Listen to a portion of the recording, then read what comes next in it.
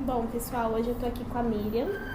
Ela é diretora do EMEI Jardim da Conquista e eu vou iniciar a entrevista com ela. Então, primeiramente, seu nome.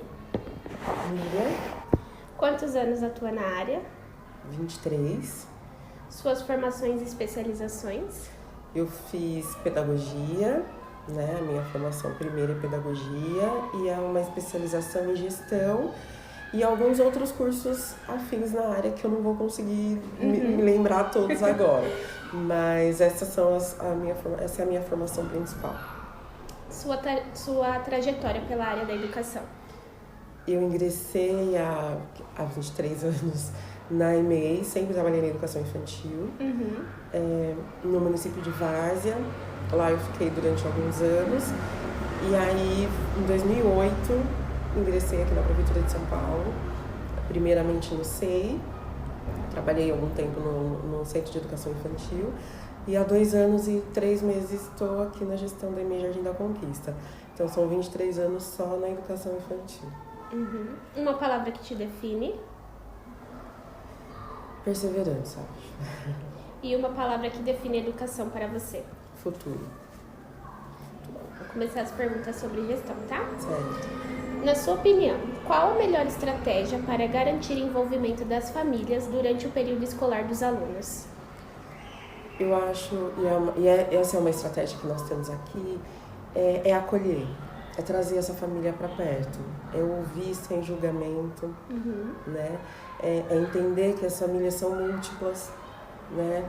Então, acolher quando essa família chega com qualquer tipo de demanda, seja um elogio, seja uma reclamação. Eu acho que quando a família entende que ela tem voz ativa dentro da unidade, que ela é ouvida e respeitada no que coloca, isso faz toda a diferença. Legal. Sabendo que nem todas as famílias se envolvem ativamente na rotina escolar dos alunos, quais são as suas maiores dificuldades que você encontrou nos casos dessas crianças que possuem uma família ausente no processo educacional?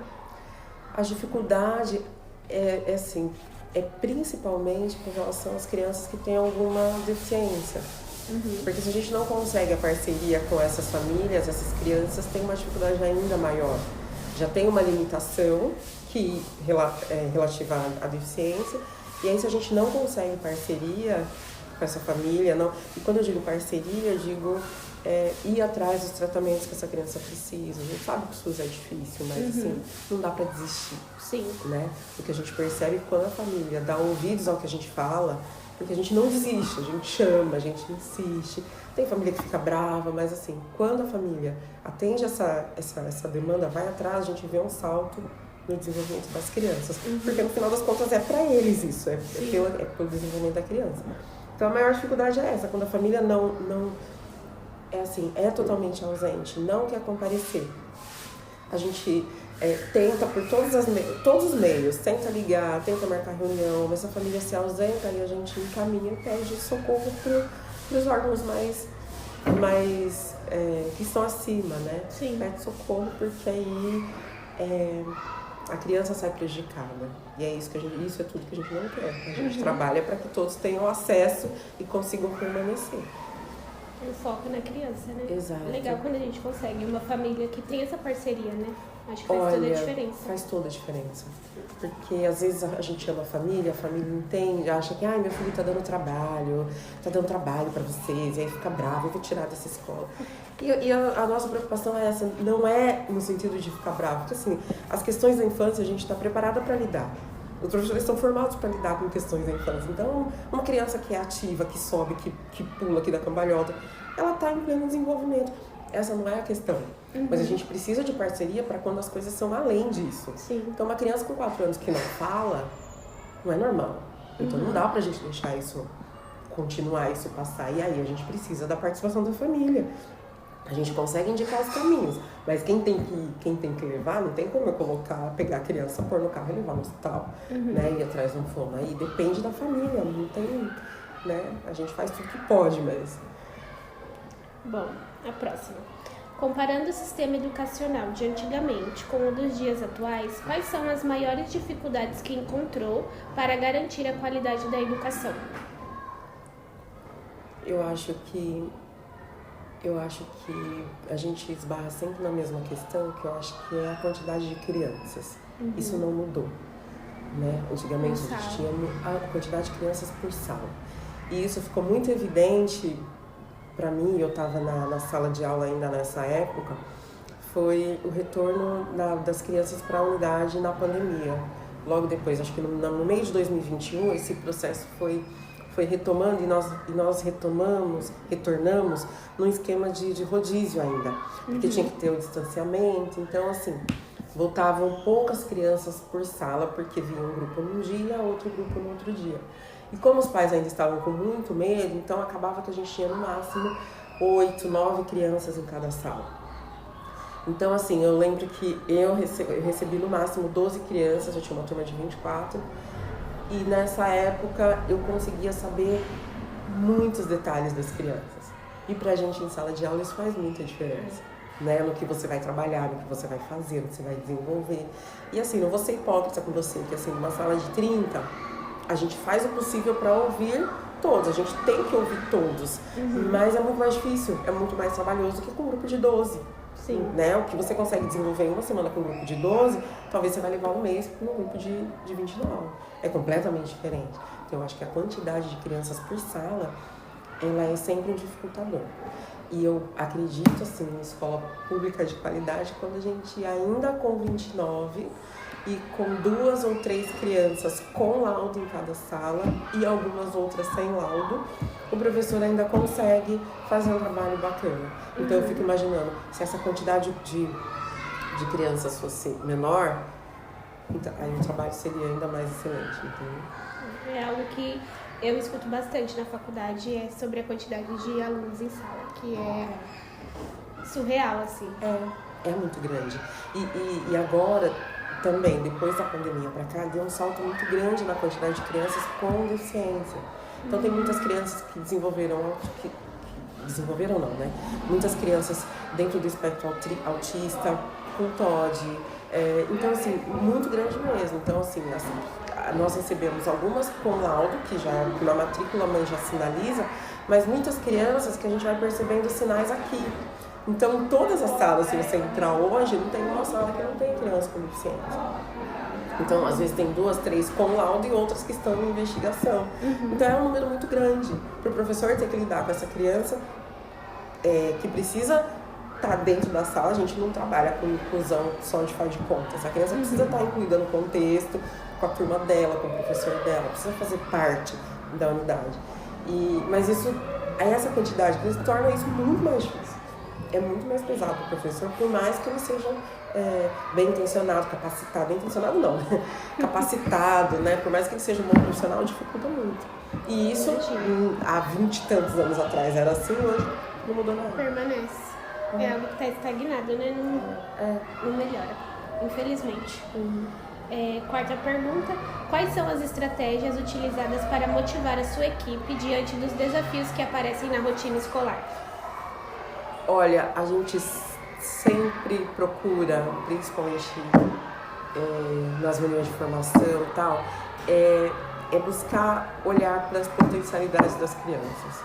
Porque assim, é muito fácil a gente, num bairro de periferia, e eu falo de periferia não com olhar de discriminação, porque eu sou da periferia, eu trabalho e moro na periferia,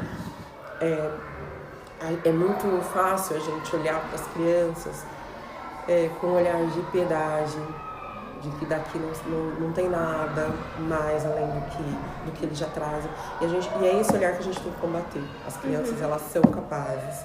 As crianças da periferia, as crianças com deficiência. O que dificulta é o que a gente acabou de falar. É essa falta de acesso a determinadas coisas, esse número de crianças.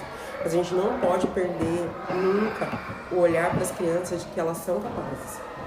Então a gente trabalha nesse sentido, de assim, a gente tem tal e tal dificuldade, mas as crianças, elas conseguem desenvolver, elas conseguem sair, a gente consegue proporcionar passeios que são bacanas para que elas saiam do bairro. Tem criança que saiu do bairro a primeira vez com a unidade. Então a gente se esforça no sentido de assim, por exemplo, no final do ano, a gente proporciona 2 passeios. Um passeio para o mundo das crianças, não sei se você conhece, lá em Jundiaí, que é um lugar sensacional. Que é um parque gratuito, né? Exato, que é próprio para a idade deles, é um parque maravilhoso. E o outro é o mundo. É um museu aqui na Lapa, agora eu esqueci o nome. Da imaginação? Isso. Já fui. Nossa, Que é maravilhoso uma também. Então é um passeio que a gente repete todos os anos, então com a turminha que chega, a gente leva pro mundo das crianças e a turminha que tá saindo da unidade a gente leva pro Museu da Imaginação. Porque nesses 2 anos eles conseguem fazer 2 passeios diferentes, nos 2 anos que ficam aqui, e passeios muito bacanas. E passeios, né, assim, um passeio é gratuito, o outro é pago, mas a gente não tem custo nenhum para as crianças, não precisa levar lanche, não precisa nada. Então, assim, são lugares que a gente precisa apresentar para as crianças, porque eles precisam conhecer e pertencer, saber que tem, né? Então, saber que, assim, tem criança que essa é a primeira oportunidade de sair, de fazer um passeio assim, eu acho que é algo que traz para a equipe um senso de comprometimento e um olhar de que assim, poxa, é meu dever proporcionar coisas legais para essa criança. E a carinha deles é o que... E o envolvimento. E o ano passado, quando a gente desceu, a turma que estava indo embora, eles desciam no ônibus falando assim, isso com 5 anos, que eles saem daqui completando 6. Essa escola é maravilhosa, eu não quero ir, eu quero continuar aqui. Então isso é muito gratificante, né? Então acho que a gente usa desses momentos e desses artifícios para mostrar para a equipe, olha, essa criança, embora eles tenham muitas limitações, mas é nosso papel proporcionar coisas que eles não têm fora daqui, e isso serve de motivação para a própria equipe, né? Então trazer comidas que são diferentes, né, proporcionar um momento de formação para os professores, trazendo coisas que eles possam conhecer também, que a equipe escolar possa, e a gente faz isso aqui também, trazer experiências para eles de culinárias diferentes, porque isso vai reverberar. Se ele é tratado assim, se ele tem a oportunidade de ter esse conhecimento, ele repassa. Sim. Ele vai repassar. Então, você leva um grupo de professores para conhecer museus diferentes, para ter vivências diferentes fora, consequentemente, isso passa para as crianças, porque ele vai estar nutrido, né? Ninguém desnutrido consegue nutrir outro. Sim. Ele precisa estar nutrido, então é nesse sentido. Legal. Como que você caracteriza seu estilo de liderança? Parceria, eu acho. Eu acho que sem parceria a gente não vai a lugar nenhum. Eu acho que todos os componentes dessa comunidade escolar, servidores, o pessoal da equipe de limpeza, o pessoal, os ATS, todo mundo que está dentro da unidade escolar precisa ser ouvido, acolhido e respeitado. Acho que é um princípio, é daí que a gente tem que partir e ser parceiro. É a base, né? Para tudo funcionar. Você já implementou algum projeto inovador na educação infantil ou no Fundamental 1? Quais foram os resultados obtidos? Olha, acho que implementar é uma palavra muito, muito, muito forte, acho que nesses 2 anos. Porque assim, a gente não pode ter a ilusão de que os resultados na educação, eles vêm de algo que você começou há 1 ano, 2 anos atrás. Sim. Então, eu seria hipócrita de dizer para você que eu cheguei aqui, implantei tal coisa e em 2 anos deu fruto. Na educação não é tão rápido assim, as coisas pelo menos não é o que eu vejo. Por exemplo, o que eu vejo é que assim, hoje eu contribuo para um projeto dessa unidade, que é um projeto de educação antirracista, mas que não é um projeto que começou há 2 anos quando eu cheguei. É um projeto que vem sendo construído, exato, é um projeto que vem sendo construído desde 2011, 2012, quando a equipe sentiu, entendeu que assim, compreendeu, não, vivemos numa sociedade racista e que a gente precisa olhar para isso porque isso interfere em todos os âmbitos, em todas as relações e está assim na educação infantil. Porque embora assim, a criança ela não tem dimensão disso, mas ela está numa estrutura assim que se isso não for combatido, ela só vai reproduzindo. Então a equipe em 2011 percebeu essa necessidade nessa comunidade e vem trabalhando com formações desde então. Então, assim, o que eu posso dizer para você é que eu cheguei nesses 2 anos e aí eu tenho contribuído com as leituras, trazendo formadores, né? Chefes, por exemplo, que cozinham, que têm experiência com a cozinha afrodiaspórica, que é uma coisa que é o que eu estou te falando, dessa experiência de trazer para os professores uma culinária diferente, né? Então, a gente contribui nesse sentido. Então, eu não vou dizer para você, eu implementei, porque seria mentira, né? Então, hoje a gente colhe resultados, por exemplo, de crianças que estão mais empoderadas, de famílias que reconhecem, não, somos sim uma família preta, porque não tem problema nenhum em você dizer que você é preto ou branco, Sim. desde que você consiga trabalhar esse respeito, somos sim diferentes, mas assim, a gente consegue conviver respeitando as diferenças, porque as diferenças fazem a gente crescer. Então, implementar não digo, mas eu digo para você que eu estou contribuindo para o sucesso desse projeto e o retorno a gente tem visto nas crianças que estão integradas, né? A gente conseguia ver nitidamente grupinhos e hoje a gente consegue ver crianças que estão brincando, que respeitam o cabelo da colega, né? Que consegue, que quando vê o cabelo black, quando vê um cabelo pra cima, não é feio, é um cabelo diferente. Você pode Sim. até não gostar, mas você tem que entender e respeitar. Como a sua gestão lida com os desafios comportamentais das crianças, como o conflito entre os alunos? Conversando, primeiramente, é a primeira intervenção. O professor da sala de aula ele vai conversar, persistindo, percebendo que é algo além da sala, porque isso é muito comum, né? As crianças elas não conseguem verbalizar como a gente adulto.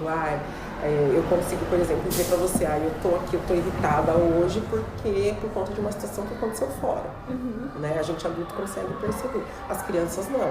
Então, às vezes explode na sala de aula uma situação que pode ter começado aqui, mas que também pode ser algo que aconteceu em casa, que é resultado de uma convivência familiar difícil, da perda de um parente, a mãe, enfim, alguma coisa que vai desencadear na escola. E aí, então, o primeiro passo é observar essa criança e ver, tentar identificar de onde está vindo isso.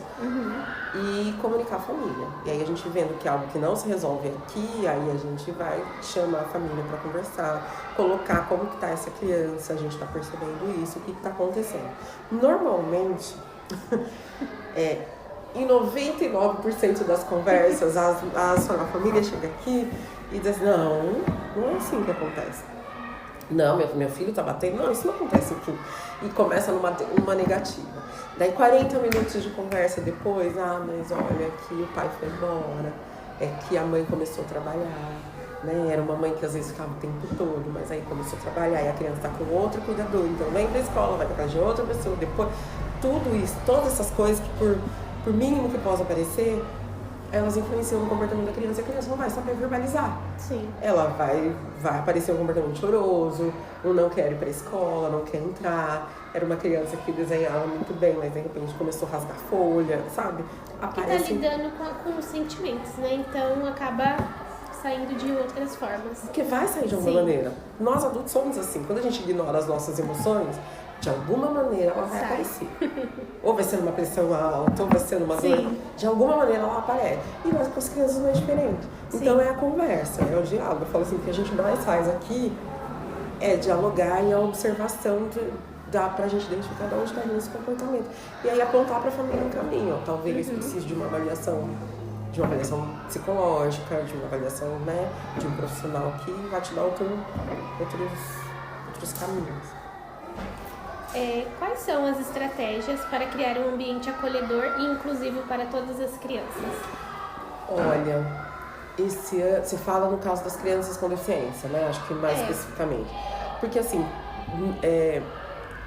a gente inicia o ano, na verdade, e esse foi um projeto que a gente começou também aqui, e que no final do ano passado, a gente conseguiu fazer uma ponte com seis parceiros, com 6 parceiros. E a gente conseguiu estabelecer uma ponte com 6 parceiros, assim, de convidá-los para a gente conversar sobre as crianças que a gente ia receber de cada unidade. Então, acho que esse trabalho de acolhimento começou aí, tem começado aí. Então, o que aconteceu? A gente pegou a lista que a gente recebe antes, a lista das crianças que a gente vai receber, e combinamos um dia, um café, e aí as coordenadoras dessas unidades vieram até aqui. Primeiro nós fomos lá, depois elas vieram até aqui. E aí elas foram nos contando como eram as crianças que a gente ia receber, como eram essas famílias.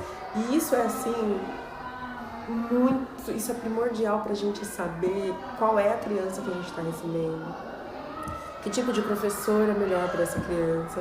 Entenda, não é rotular. Porque quando a gente fala assim, você pode achar, não, é a criança bagunceira, é a criança... A ideia não é essa e não foi essa. Foi conversar com os seus parceiros e saber qual era a criança que a gente estava recebendo, em qual agrupamento que a gente ia colocar e qual tipo de professor que podia receber. Então, se é uma criança que ela é desafiadora, que ela é uma criança que quer contrariar as regras, que ela quer...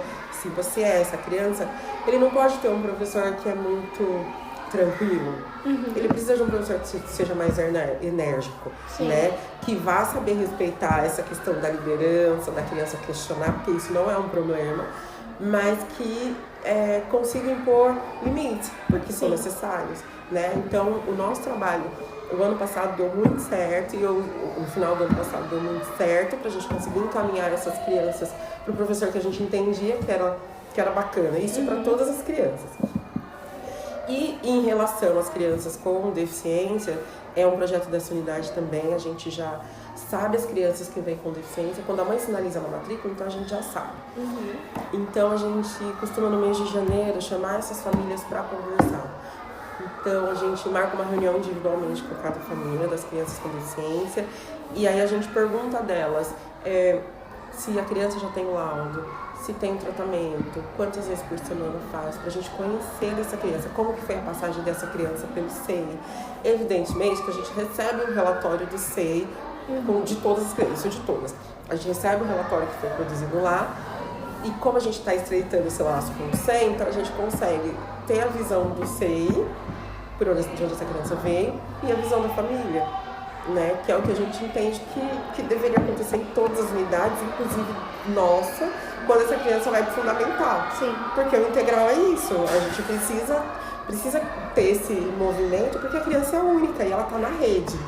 Então, se a gente entende que é uma rede, essa rede precisa ter essa continuidade. Então, aí, esse ano nós fizemos novamente, que é algo que já vem acontecendo aqui há bastante tempo. Recebemos todas as famílias individualmente e aí nós marcamos um chá com todas essas famílias.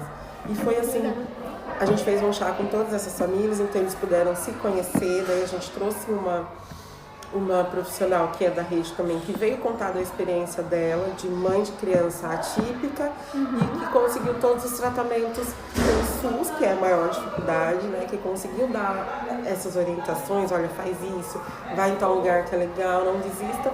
E o filho dessa diretora, que é da rede também, a Mônica, o filho dela hoje já está com 18 anos, foi uma criança que inclusive estudou nessa unidade, passou por essa unidade, e que está na faculdade, ele é autista. Então, assim, foi uma experiência muito bacana, porque essas mães se conheceram e foram acolhidas, que é o que eu estou falando para você, o acolhimento é muito importante, elas se sentiram acolhidas e assim, meu filho está sendo olhado por essa unidade. Tá, então aí a gente já começou o ano estreitando esse laço, porque aí a parceria com a família também fica mais forte. E a mãe entende que ela está deixando a criança dela num lugar que a criança dela vai ser de fato incluída, não só deixada. Né? Então, são coisas pelas quais a gente... Eu acho que eu me perdi da sua pergunta, não sei se é isso, não sei se eu respondi. Poderia descrever suas principais responsabilidades e suas atividades como diretora? Bom, um resumão. Eita, é muita coisa, porque é assim, vou começar pela parte econômica, que eu tô olhando ali, tem muita coisa, a gente recebe a verba, vem uma verba chamada PTRF e PDDDS, são duas verbas que elas são depositadas diretamente numa conta da escola. Então a gente consegue, depois que essa verba começou a vir diretamente para a escola, a gente consegue fazer muito mais coisas do que ficar guardando somente do que viesse. Só que é algo que é extremamente trabalhoso. Nós não somos contadoras. Então, quando eu digo nós, eu falo de mim, da Juliana, nós não somos contadoras. E nem então, tem também, né? Não temos essa formação. E aí a gente tem que dar conta de uma área que é extremamente complicada. Né? Mas tá dando certo. Porque assim, o foco é que as crianças tenham melhor e elas estão conseguindo ter. Por exemplo, esses passeios que eu falei pra você são financiados com esse dinheiro. Então, o ônibus, tudo isso é financiado com esse dinheiro. Só que não é uma prestação de contas que é simples de fazer. toma muito do nosso tempo, então a gente, em alguns momentos, acaba abrindo mão de acompanhar o grupo na parte pedagógica, porque esse tempo você vai priorizando. Então, quando chega a época de prestação de conta, é que a gente tem uma coordenadora também que é maravilhosa, né? Então, assim, mas a gente acaba tendo que abrir mão um pouco do pedagógico nesse momento para dar conta. Então, prestação de contas, lidar com essas questões. Na prefeitura, os professores são todos concursados, então posso falar da minha atribuição. Cuidar da vida funcional desses professores, então das evoluções, dos quinquênios. A coordenadora, que também faz parte dessa equipe gestora, que é composta por 3, né? A Juliana, eu e a Priscila.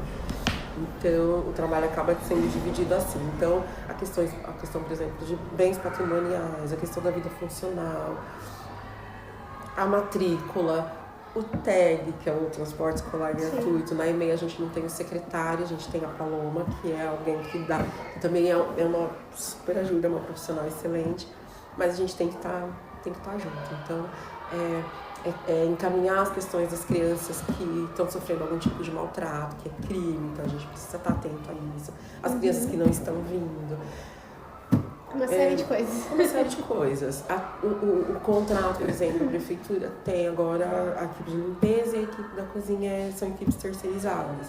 Mas quem faz a avaliação desse trabalho também somos nós, né? O apontamento, está faltando tal e tal coisa. Então, assim, há uma empresa terceirizada, mas as meninas estão aqui só executando o serviço. Então, os apontamentos, quem tem que fazer se não está dando certo, se está caminhando, está faltando material, é a gente que faz isso também. A manutenção do prédio, ficar atenta, tudo tem. É que agora mesmo acabou de descer esse braço que sustenta a porta, que não faz a porta fechar, né, com violência, caiu de uma sala. Então, assim, é uma preocupação constante. Além dos acidentes que acontecem com as crianças, né? Essa que é a questão da segurança. É bastante coisa. É bastante coisa. E acho que conciliar, né, com o pedagógico, igual você falou, deve ser um desafio.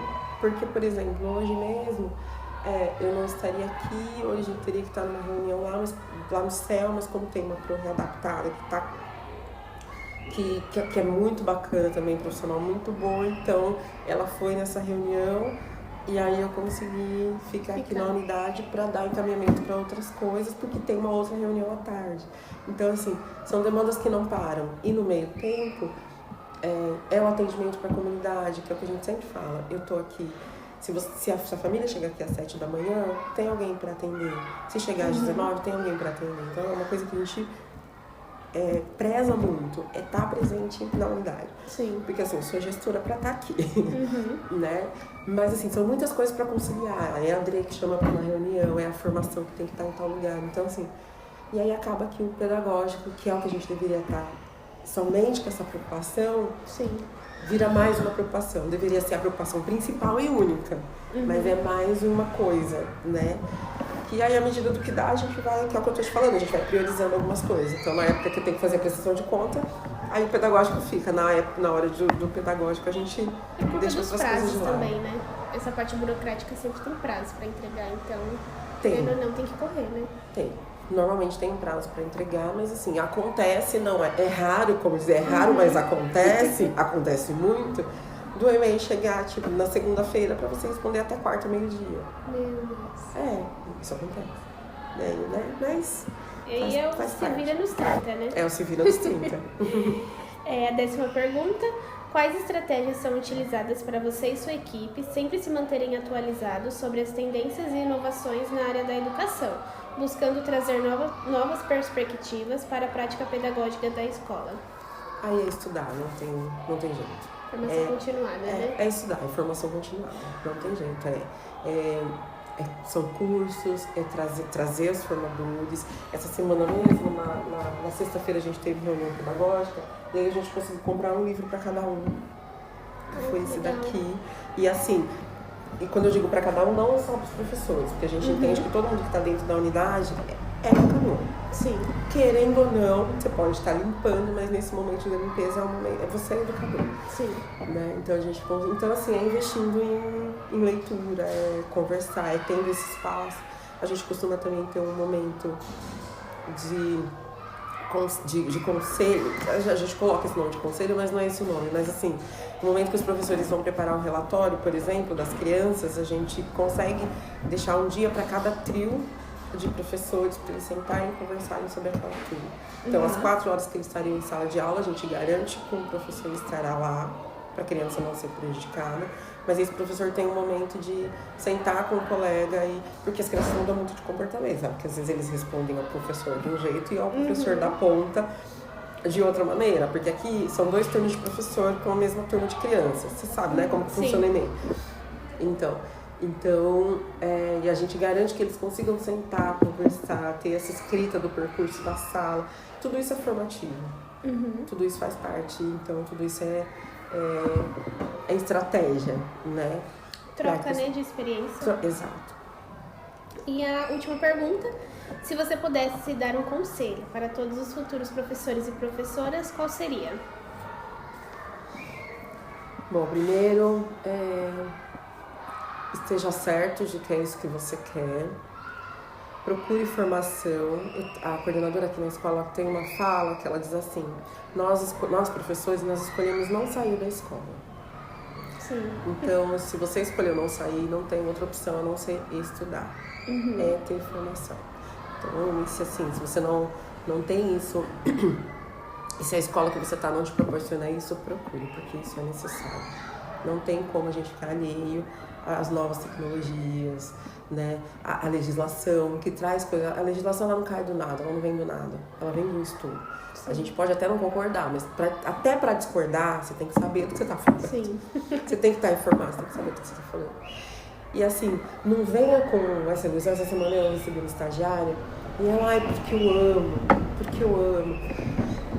Evidente que você escolhe por afinidade, você tem que amar, mas a gente também você precisa estar preparado porque é algo do qual você vai viver. Sim. Então não vem achando que o amor resolve tudo, porque não é assim.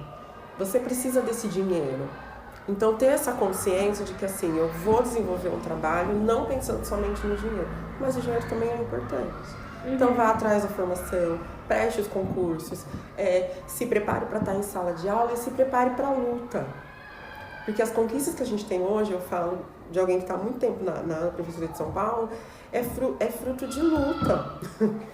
Não, as coisas não caem do céu. Então a gente vê um pessoal vindo hoje para a rede, que assim, não tá tudo certo. Tentado. Sabe, assim, e quando eu falo de luta, eu falo de estar consciente do seu papel político, é de ir pra rua, é de questionar. Eu acho que a gente não pode, como professor, principalmente como professores, ser alienado, né? Então, assim, é uma profissão muito gratificante em todas as esferas. Eu acho que em sala de aula você vê a maneira como a criança entrou e a maneira como você está entregando ela no final do ano, não tem como não se emocionar. Aqui os professores preparam um documentário. A gente não faz aquela mostra, sabe, com papel na parede. Eles fazem um documentário mesmo, um filme, sabe? Saem umas coisas assim, incríveis. Se você quiser voltar depois do outro para assistir, eu recomendo, porque é muito bacana, muito bacana. Então você consegue ver nitidamente o percurso que a criança percorreu naquele. Então isso na sala de aula isso é muito gratificante. E hoje na gestão é muito gratificante para mim conseguir proporcionar para os professores momentos que eu sei que vão reverberar nas crianças. Então são duas esferas completamente diferentes, com peso e responsabilidade diferente, mas que são gratificantes de todas as maneiras. Então a gente não pode perder isso de vista, assim, a consciência de classe, consciência política. O professor não pode perder isso. É muito triste receber alguém é por amor, não, gente. Não. O amor faz parte, você precisa de amor para educar. Sim. Mas a gente precisa, então, se eu puder dar um conselho, é esse. Se conscientize politicamente, tenha noção do seu papel como educador, noção de que você não vai entrar para transmitir conhecimento, não tem, sabe? Tira essa noção equivocado da mente, né? Trata a comunidade com respeito. Sim. A gente tem que entender que, assim, somos pobres, somos da periferia. Há um tempo atrás, a gente escutava assim, essas crianças do recanto, essa gente do recanto. Gente, pelo amor de Deus, o recanto é periferia como qualquer lugar. Perus é uma grande periferia. Sim. Então se liga, né? Então a gente como professora, a gente precisa ter consciência do nosso papel, consciência política. E quando eu falo política, não só política, mas consciência do seu papel como alguém que é referência ali para sua criança, que não pode tratar essa criança com desrespeito, essa comunidade com desrespeito. Essa comunidade tem muito a oferecer, a gente precisa estar atento para ouvir o que a comunidade traz, o que a criança traz. Se alguém tivesse me dito isso quando eu comecei, teria poupado bastante sofrimento. É isso. Acabou? Acabou. Então, Ai, tá bom. muito obrigada. Espero ter ajudado. Ai, ajudou muito. Muito obrigada, de verdade. Por nada. Deixa eu parar.